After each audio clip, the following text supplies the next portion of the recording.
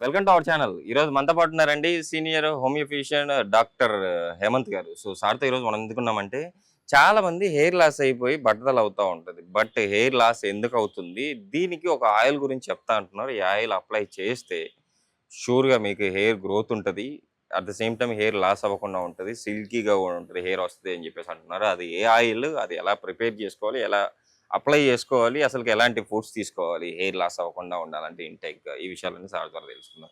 నమస్తే సార్. నమస్కారం అండి. ఈ మధ్య కాలంలో చాలా మంది అంటే ఒక అమ్మాయి అయినా, అబ్బాయి అయినా హ్యాండ్సమ్‌గా గాని అంటే ఒక మంచి లుక్‌లో కనపడాలంటే హెయిర్ ఫస్ట్ ఇంపార్టెంట్. ఫస్ట్ చూసేది కూడా అదే. సో అలాంటి హెయిర్ లాస్ అవుతే చాలా డబ్బులు ఖర్చు పెట్టి బయట కూడా ట్రీట్మెంట్ చేయించుకుంటా ఉన్నారు. బట్ అలా ఖర్చు పెట్టాల్సిన అవసరం లేదు. నేచురల్‌గానే మనము ఈ హెయిర్ గ్రోత్‌ని మనం చూడొచ్చు. హెయిర్ లాస్ అవ్వకుండా కంట్రోల్ చేసుకోవచ్చు అంటున్నారు. ఎలా సార్ అది? ఏంటంటే హెయిర్ ఫాల్ అవ్వడానికి చాలా రీజన్స్ ఉంటాయండి. సో, పొల్యూషన్ ఒకటి ఎఫెక్ట్ అవ్వచ్చు. నారిష్మెంట్ ఎఫెక్ట్ అంటే కావాల్సినంత హెయిర్‌కి పోషకాహారాలు అందకపోయినా, సరైన కావాల్సినంత నిద్ర లేకపోయినా, స్ట్రెస్ వల్ల కూడా హెయిర్ ఫాల్ అవుతూ ఉంటుంది. ఈ హెయిర్ ఫాల్ అవ్వకుండా ఉండాలి అంటే ముందు హెయిర్ రీగ్రోత్ అవ్వాలి. ఫస్ట్ హెయిర్ ఫాల్ అనేది ఆగాల. సెకండ్ థింగ్ హెయిర్ రీగ్రోత్ అనేది అవుతూ ఉండాలి. సో, ఈ రెండిటిని మనం చూసుకుంటే ఏంటంటే బెస్ట్ ఫుడ్, బెస్ట్ ఆయిల్ ఏంటంటే avocado. Okay. Avocado with olive oil. Okay. యావకాడోలో ఏంటంటే హెయిర్ నారిష్మెంట్‌కి కావాల్సిన మినరల్స్, జింక్, మెగ్నీషియము ఇవన్నీ యావకాడోలో దొరుకుతుంది. Okay. So, యావకాడో plus olive oil. Olive oil హెయిర్‌కి ఏంటంటే నారిష్మెంట్ అంటే హెయిర్‌కి కావాల్సినంత సిల్కీగా ఉండడానికి కానీ, సో, ఈ ఆలివ్ ఆయిల్‌లో ఏంటంటేనండి డీహెచ్‌టీ బ్లాకర్స్ అంటారు. అంటే ఈ కెమికల్ కాంపౌండ్ ఏంటంటే ఇప్పుడు మీరు మార్కెట్‌లో చూస్తే డీహెచ్‌టీ బ్లాకర్స్ అని డిఫరెంట్ టైప్స్ ఆఫ్ షాంపూస్ అని, సోప్స్ అని, హెయిర్‌కి సంబంధించిన ప్రొడక్ట్స్ అన్నీ ఆపుతుంటారు. సో, నేచురల్‌గా ఆలివ్ ఆయిల్‌లోనే ఏంటంటే డీహెచ్‌టీ బ్లాకర్ అనేది ఉంటుంది. ఈ డీహెచ్‌టీ బ్లాకర్ దేనికి ఉపయోగపడుతుందంటే హెయిర్ ఫాల్ అవ్వకుండా ఉపయోగపడుతుంది. సో, యావకాడో ప్లస్ ఆలివ్ ఆయిల్ ఒక 2-3 spoons of యావకాడో with 3 spoons of oil రెండిటిని మిక్స్ చేసి, so, యావకాడో 2 proportions, olive oil 1 proportion. So, ఈ రెండిటిని మిక్స్ చేసి స్కాల్ప్‌కి మసాజ్ చేయాలండి జెంటిల్‌గా. అంటే హెయిర్‌కి కాదు మాడుకి. సో, స్కాల్ప్‌కి జనరల్‌గా నీట్‌గా మసాజ్ చేస్తే ఏమవుతుందంటే హెయిర్ అనేది ఫాల్ అవ్వకుండా కొత్త హెయిర్ రావడానికి చాలా వరకు అవకాశాలున్నాయి. ఎందుకని? మనం బయట నుంచి ఏదో ప్రొడక్ట్ తీసుకోవట్లేదు. డీహెచ్‌టీ బ్లాకర్ ఈ ప్రొడక్ట్ నుంచి, ఆ ప్రొడక్ట్ నుంచి అని తీసుకోవట్లేదు. మనం చేసే నేచురల్ ఇంగ్రీడియంట్ అంటే నేచురల్‌గా దొరికే పద్ధతుల్లోనే ఉంటుందన్నమాట. సో, ఇవి తీసుకుంటే హెయిర్ ఫాల్ అనేది ఆగిపోతుంది. కొత్తది హెయిర్ రీగ్రోత్ అవుతుంది. హెయిర్ అనేది ఏంటంటే షైనీగా, సిల్కీగా ఉంటుంది. సో, ఈ 2 ఉపయోగిస్తే ఏంటంటే హెయిర్ ఫాల్ అనేది 99% కంప్లీట్‌గా స్టాప్ చేయొచ్చు. Okay sir. సార్ ఫుడ్ విషయానికొస్తే ఇంటేక్ గూడా మనం ఫుడ్ తీసుకోవడం చాలా ఇంపార్టెంట్. అంటే హెయిర్ గ్రోత్‌కి గాని అండ్ హెయిర్ లాస్ అవ్వకుండా ఏదైతే మనకు ఆ ప్రోటీన్స్, మినరల్స్ అవేవి కావాలో అవన్నీ మన ఫుడ్ ద్వారానే లభిస్తాయి. అది ఇంటేక్ మనకు చాలా అవసరం అని చెప్పేసి కూడా అంటారు కదా! సో ఎలాంటి ఫుడ్ తీసుకోవాలి హెయిర్ లాస్ అవ్వకుండా ఉండాలంటే? హెయిర్ గ్రోత్ చేసుకోవాలంటే? సో, చాలా ఏంటంటే డిఫరెంట్ టైప్ ఆఫ్ ఫుడ్స్ ఉంటాయండి. మనం తీసుకునే ఆహారాల్ని బట్టే మనకి హెయిర్ ఫాల్ అనేది చాలా వరకు అవుతుంది. సో, ఏదన్నా బెస్ట్‌కి హెయిర్‌కి సంబంధించినవి ఏవైతే తీసుకోవాలో దానికి సంబంధించిన ఫుడ్‌లు మాత్రం మనం చూసుకుంటాం. సో, దీని గురించి నేను మాట్లాడితే ఏంటంటే ఫస్ట్ బటర్ మిల్క్ గురించి నేను మాట్లాడతాను. దేనికి బటర్ మిల్క్ గురించి నేను మాట్లాడానంటే ఫస్ట్ గట్ హెల్త్ బాగుండాలి. ఎప్పుడైతే మన గట్ హెల్త్ అంటే పొట్టలో ప్రేగులు ఎప్పుడైతే బావుంటాయో గట్ హెల్త్ అనేది ఏంటి ప్రోబయోటిక్. దీనివల్ల ఏంటి గట్‌లో ఉన్న బ్యాక్టీరియా గానీ, ఇవి గానీ చాలా వరకు హెల్ప్‌ఫుల్ అవుతుంది. ఎప్పుడైతే గట్ బ్యాక్టీరియా చాలా వరకు హెల్ప్‌ఫుల్‌గా ఉంటుందో, మనం ఏదైతే ఆహారం మనం ఏమైనా తీసుకున్నాం అనుకోండి, అది ఈజీగా డైజెస్ట్ అవుతుంది. ఈజీగా అబ్జర్వ్ అవుతుంది. మనం బయట నుంచి విటమిన్ ఇ అని, సెలీనియం అని, సో ఇలా మెగ్నీషియం అని డిఫరెంట్ టైప్ ఆఫ్ ప్రొడక్ట్స్ మనం ఎన్ని తీసుకున్నా, పేగులనేది అబ్జర్వ్ చేయకపోతే వేస్ట్ అయిపోతుంది. ఓకే. సో, పేగులు అబ్జర్వ్ చేయాలంటే ఏమవుతుంది? ప్రీబయోటిక్ ఫుడ్స్ అనేది మనం తీసుకుంటారు. ఈ ప్రీబయోటిక్ ఫుడ్స్‌లోని కర్డ్, బటర్ మిల్క్ అనేది చాలా వరకు బెటర్‌గా ఉంటుంది. ఇది ప్రీబయోటిక్ గురించి మనం మాట్లాడతాం.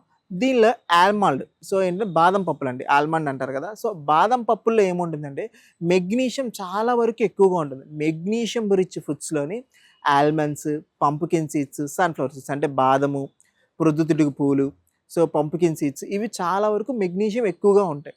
హెయిర్‌కి ఏంటంటే ప్రోటీన్ అందజేస్తూ ఉంటాయి. సో, హెయిర్‌కి ఏంటంటే కెరాటిన్ అనే ఒక ప్రోటీన్ ఉంటుంది. అంటే మన బాడీలో మజిల్ ఎలా డెవలప్ అవ్వడానికి ప్రోటీన్స్ ఎలా కావాలో, హెయిర్ అనేది డెవలప్ అవ్వడానికి ఇది అనేది బెటర్‌గా మనకు కావాలి. అంటే ఏంటి? కెరాటిన్ అనే ప్రొడక్ట్ ఉంటుంది. ఎప్పుడైతే మనం ఈ బాదము, ఈ సన్‌ఫ్లవర్ సీడ్స్ ఎక్కువ మోతాదులో అంటే నానబెట్టి నైట్ సోక్ చేసి మార్నింగ్ మనం తీసుకుంటామో, దీనివల్ల ఏమవుతుందంటే హెయిర్‌కి నేచురల్‌గా కెరాటిన్ పడుతుంది. మీరు చాలా వరకు చూసుంటారు. కెరాటిన్ షాంపూస్ అని, కెరాటిన్ హెయిర్ ఆయిల్స్ అని.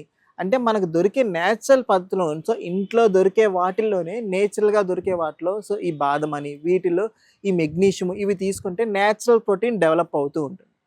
ఇంకోటేంటంటే అండి మొరింగా లీవ్స్ అంటారు. అంటే మునగాకు గానీ, మునగాకు లీవ్స్ గానీ, సో, దీనివల్ల మనం ఇది హెయిర్‌కి ఎలా ఉపయోగపడుతుందంటే అండి, ఇందులో సెలీనియం అని, హై అమౌంట్ ఆఫ్ మినరల్స్ అనేది చాలా వరకు ఎక్కువగా ఉంటాయి. సో, సెలీనియం అని, సో, ఇలా different type of minerals, zinc ఇలా డిఫరెంట్ టైప్స్ ఆఫ్ అనేది ఇందులో ఉంటాయి.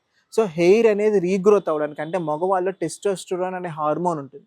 సో, ఈ హార్మోన్ డెవలప్ అవ్వడానికి సో, ఆడవాళ్ళంటే ఈస్ట్రోజన్ హార్మోన్ ఉంటుంది.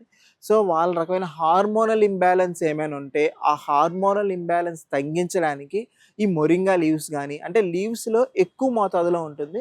మునక్కాడలో కంపేర్డ్ విత్ లీవ్స్ కొద్దిగా తక్కువగా ఉంటుంది.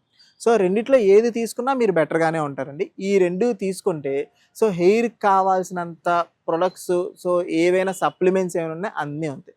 ఇందులో మేజర్‌గా మీకు అందరికీ తెలిసిందే కొత్తగా ఏం కాదు క్యారెట్ అండి. క్యారెట్‌లో వైటమిన్ ఏ చాలా వరకు ఎక్కువగా ఉంటుంది. ఇందాక నేను అన్నట్టుగా డీహెచ్టీ బ్లాకర్ అనేది క్యారెట్‌లో ఎక్కువగా ఉంటుంది. హెయిర్ ఫాల్ అవ్వకుండా ఈ డీహెచ్టీ బ్లాకర్ చాలా వరకు ఉపయోగపడుతుంది. Okay sir. సార్ ఇప్పుడు మనం స్నానం చేసేటప్పుడు తలస్నానం చేస్తాం. చాలామంది ఏందంటే 1 డేకి ఒకసారి డైలీ చేస్తారు. కొంతమంది చూస్తే 2 డేస్‌కు కొంతమందికి 3 డేస్ చేయాలి అంటుంటారు. ఎప్పుడు చేయాలి? అంటే ఎన్ని రోజులకోసారి తలస్నానం చేస్తే మంచిది? అట్ ద సేమ్ టైమ్ వేడి నీళ్ళతో చేస్తే మంచిదా? అట్ ద సేమ్ టైమ్ చల్ల నీళ్ళతో చేస్తే మంచిదా? సో, చాలా గుడ్ క్వెషన్ అండి. చాలా మందికి అపోహలు. సో, మేము తలస్నానం ఎప్పుడు చేయాలండి? సో, హాట్ వాటర్‌తో చేయాలా? కోల్డ్ వాటర్‌తో చేయాలా? ఇలా డిఫరెంట్ టైప్స్ ఆఫ్ యాప్స్ ఉన్నాయి. దీని గురించి మనం మాట్లాడుకుంటే ప్రతి మనిషికి డిఫరెంట్‌గా ఉంటుందండి. మన స్కిన్‌ని మనం కంపేర్ చేసుకుంటే ఆయిలీ స్కిన్ అని, డ్రై స్కిన్ అని, మిక్స్డ్ స్కిన్ అని ఉంటుంది. ఆయిలీ స్కిన్ అంటే ఏంటంటే నేచురల్‌గానే వాళ్ళకి ఆయిల్ ఎక్కువ ప్రొడ్యూస్ అవుతూ ఉంటుంది. సో, ఎలా గుర్తించాలి సార్ ఆయిల్ మనకు ప్రొడ్యూస్ అవుతుంది అని చెప్పేసి, డ్రై స్కిన్ మంది అని చెప్పేసి?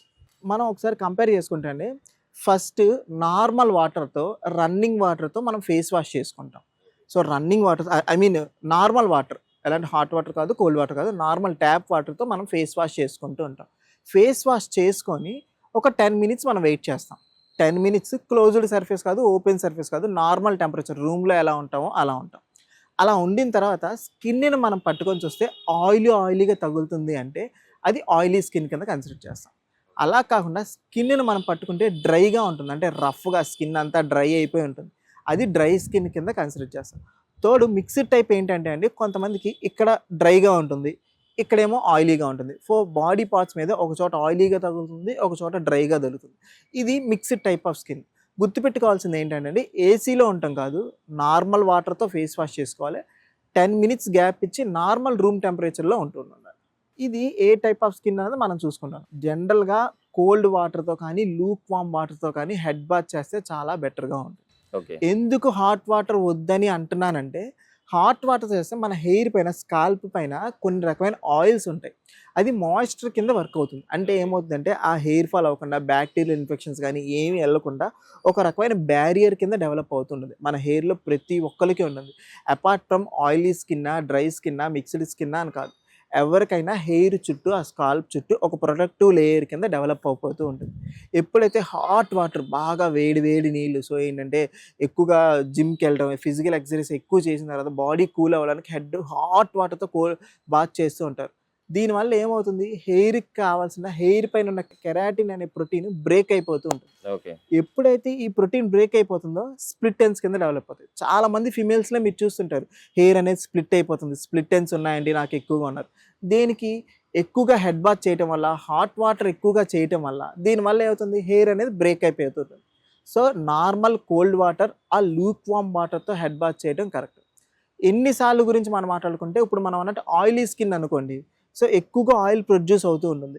వాళ్ళు ఏం చేస్తారు weekly twice or thrice. Okay. So, రోజు మార్చి రోజు కానీ 3 రోజులకు ఒకసారి చేస్తే బెటర్. సో, డ్రై స్కిన్ ఉంటుంది. వాళ్ళు ఏమవుతుంది 4 డేస్‌కి ఒకసారి చేస్తే బెటర్. ఇన్ జనరల్‌గా డ్రై స్కిన్ గానీ, ఆయిలీ స్కిన్ గానీ ఎవరి గురించైనా మాట్లాడితే వీక్లీ ట్వైస్ అనేది బెటర్ అండి.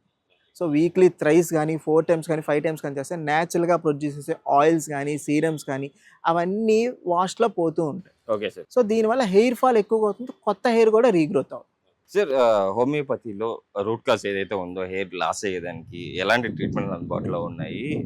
సో ఎంత అఫోర్డబుల్ చేసుకోవచ్చా ఒక సామాన్య మానవుడు?